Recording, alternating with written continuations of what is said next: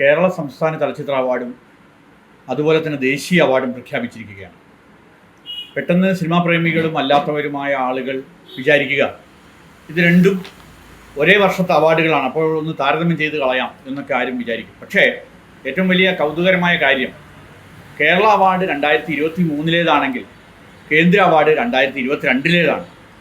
അതായത് തികച്ചും ഒരു വർഷത്തെ വ്യത്യാസം. അപ്പോൾ കേരളം മുന്നേറിക്കൊണ്ടിരിക്കുന്നതിൻ്റെ കലാപരമായി അല്ലെങ്കിൽ കലാകാരരെ അംഗീകരിക്കുന്നതിൽ, സിനിമയെ അംഗീകരിക്കുന്നതിൽ കേരളം എത്തിയതിൻ്റെ ഒരു വർഷം പിറകിലാണ് കേന്ദ്രം എന്നതാണ് ഇതിലെ ഏറ്റവും പരിഹാസ്യമായ ഒരു വസ്തുത. യഥാർത്ഥത്തിൽ കേന്ദ്ര അവാർഡ് 50കളിൽ ആരംഭിച്ച കേന്ദ്ര അവാർഡിനെ അവലംബിച്ചുകൊണ്ട് 60കളുടെ അവസാനം 70കളുടെ തുടക്കത്തിലാണ് കേരള അവാർഡ് യഥാർത്ഥത്തിൽ ആരംഭിക്കുന്നത്. പക്ഷെ നമ്മൾ ഇപ്പോൾ ആമയും മുയലും കയറ പോലെ കേരളം മുന്നേറിയിരിക്കുന്നു എന്നുള്ളതാണ് ഇതിൽ ഏറ്റവും പ്രാഥമികമായ ഒരു കാര്യം. അപ്പോൾ കേരളത്തിലെ അവാർഡ് തീർച്ചയായും അതിനായി സ്ഥാപിക്കപ്പെട്ട ചലച്ചിത്ര അക്കാദമി അവാർഡുകൾ നിർണയം വളരെ കൃത്യമായി നടത്തുകയും ഈ വർഷം ചരിത്രത്തിലില്ലാത്ത വിധത്തിൽ 180 മറ്റോ ചിത്രങ്ങളുണ്ട്. അതിന് 2 ജൂറി, സബ് ജൂറികൾ, പിന്നീട് ഒരു മെയിൻ ജൂറി, ഇവരെല്ലാമാണ് കണ്ടിട്ടുള്ളത്.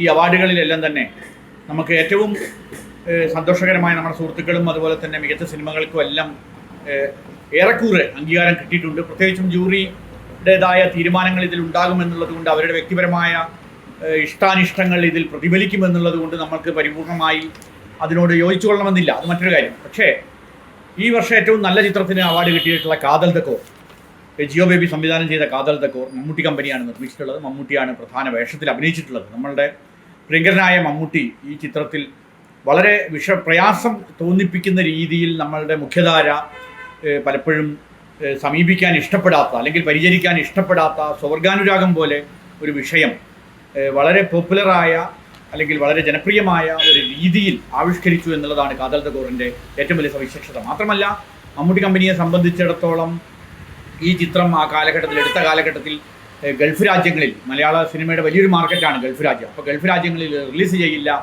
എന്ന ഒരു തീരുമാനം, ദൗർഭാഗ്യകരമായൊരു തീരുമാനം അവിടെ ആദ്യഘട്ടത്തിൽ എടുക്കുകയുണ്ടായി. അതിനൊന്നും തന്നെ പരിഗണിക്കാതെ ആ ചിത്രവുമായി മുന്നോട്ട് പോകാൻ മമ്മൂട്ടി കാണിച്ച വളരെ ആ ഒരു ധൈര്യം അല്ലെങ്കിൽ തൻ്റെ ഇടത്തിന് ഉള്ള ഒരു അവാർഡായിട്ടും, അതുപോലെ തന്നെ ജിയോ ബേബി ഇത്തരം കാര്യങ്ങളെ, പ്രത്യേകിച്ചും ഗ്രേറ്റ് ഇന്ത്യൻ കിച്ചൺ പോലുള്ള ഒരു പടത്തിലൂടെ വളരെയധികം ശ്രദ്ധിക്കപ്പെട്ട ജിയോ ബേബിയുടെ കാതൽ ദ കോർ ഒരു അഭിമാനം തന്നെയാണ് മലയാള സിനിമയ്ക്ക്. അതോടൊപ്പം തന്നെയാണ് ആടുജീവിതം ബെന്യാമിൻ്റെ പ്രസിദ്ധമായ നോവലാണ്. ആ നോവലിനെ അവലംബിച്ചുകൊണ്ട് വർഷങ്ങൾ എടുത്തുകൊണ്ടാണ് ബ്ലസ്സി ഈ സിനിമ ആടുജീവിതം എടുത്തിട്ടുള്ളത്.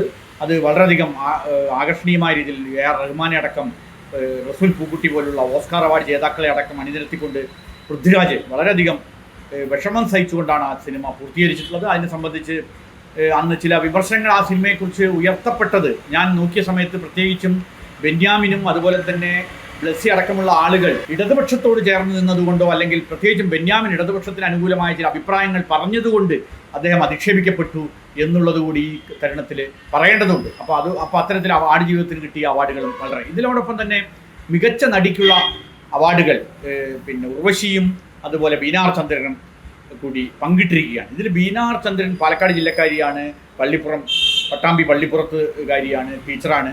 അവരെൻ്റെ ഒരു അടുത്ത സുഹൃത്തുമാണ്. മാത്രമല്ല അത് ചിത്രം തടവ് എന്ന് പറയുന്നത് ഫാസിൽ റസാഖ് സംവിധാനം ചെയ്ത ഒരു നവാഗത സംവിധായകനുള്ള ഏറ്റവും നല്ല നവാഗത സംവിധാനമുള്ള അവാർഡും ഈ സിനിമയ്ക്കാണ് ലഭിച്ചിരിക്കുന്നത്. വളരെ ശ്രദ്ധേയമായ ഒരു സിനിമയാണ്. ഈ സിനിമയുടെ ഒരു പ്രിവ്യൂക്കൊപ്പം സിൻഡിക്കേറ്റ് സിനിമാസിൽ നടന്നതും അന്ന് ബീനാർ ചന്ദ്രൻ അടക്കമുള്ള ആളുകളെ, ഫാസിൽ റസാഖിനെയും അഭിനന്ദിച്ചത് ഞാൻ ഈ ഘട്ടത്തിൽ ഓർക്കുകയാണ്. ഞാൻ ആ സിനിമയെ സംബന്ധിച്ച് ഉള്ള ലേഖനം ദേശാഭിമാനി വാരികയിൽ പ്രസിദ്ധീകരിച്ചിട്ടുണ്ട്. കാതൽ ദ കോറിനെ സംബന്ധിച്ച് എഴുതിയിട്ടുണ്ട്. അധ്യാപക ലോകത്തിൽ എല്ലാ പ്രേക്ഷകരും അതെല്ലാം വായിക്കണമെന്നാണ് അഭ്യർത്ഥിക്കാനുള്ളത്. അതോടൊപ്പം മറ്റ് അവാർഡുകളും ഒക്കെ തന്നെ വളരെ ശ്രദ്ധേയമായ അവാർഡുകൾ മലയാള സിനിമയ്ക്ക് മുന്നേറ്റം നൽകുന്ന രീതിയിൽ മലയാള സിനിമ വ്യത്യസ്തമായ സബ്ജക്റ്റുകൾ ആവിഷ്കരിക്കുന്ന രീതിയിലുള്ള അവാർഡുകളാണുള്ളത്. കേന്ദ്ര അവാർഡിലും മലയാളത്തിന് ദേശീയ അവാർഡിൽ ചില നേട്ടങ്ങൾ ഉണ്ടായിട്ടുണ്ട്. പ്രത്യേകിച്ച് ആട്ടം സിനിമയ്ക്ക്, ഏറ്റവും നല്ല മലയാള സിനിമയ്ക്ക് ആട്ടം വളരെ സങ്കീർണമായ ഒരു വിഷയത്തെ, വളരെ പ്രസക്തമായ ഒരു വിഷയത്തെ വളരെ സങ്കീർണമായ തിരക്കഥയിലൂടെ ആവിഷ്കരിച്ച ഒരു സിനിമയാണ്.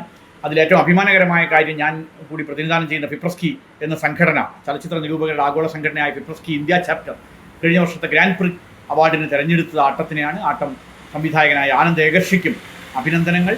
അതുപോലെ നിത്യ മേനോൻ, മലയാളിയായ നിത്യ മേനോൻ, കെ പി കുമാരൻ്റെ സിനിമയിലടക്കം അഭിനയിച്ചിട്ടുള്ള നിത്യ മേനോന് തിരുച്ചിത്രമ്പലം എന്ന തമിഴ് സിനിമയ്ക്ക് ധനുഷ് അഭിനയിച്ച സിനിമയിൽ ഏറ്റവും നല്ല നടിക്കുള്ള അവാർഡ് ലഭിച്ചിട്ടുണ്ട്.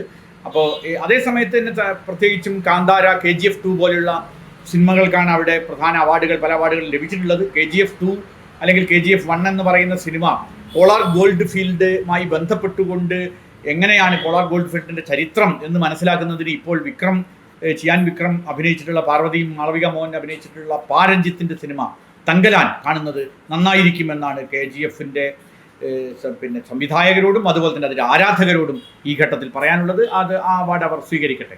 അപ്പോൾ ഈ അർത്ഥത്തിൽ നമ്മൾ മലയാള സിനിമയ്ക്ക് കേരള ഗവൺമെൻറ് കൊടുക്കുന്ന ഏറ്റവും മികച്ച അവാർഡുകൾ ലഭിച്ച എല്ലാവർക്കും അഭിനന്ദനങ്ങൾ. അതുപോലെ തന്നെ ദേശീയ അവാർഡ് ലഭിച്ച മികച്ച കലാകാരന്മാർക്കും അഭിനന്ദനങ്ങൾ ഈ ഘട്ടത്തിൽ സമർപ്പിക്കുന്നു. അഭിവാദനങ്ങൾ.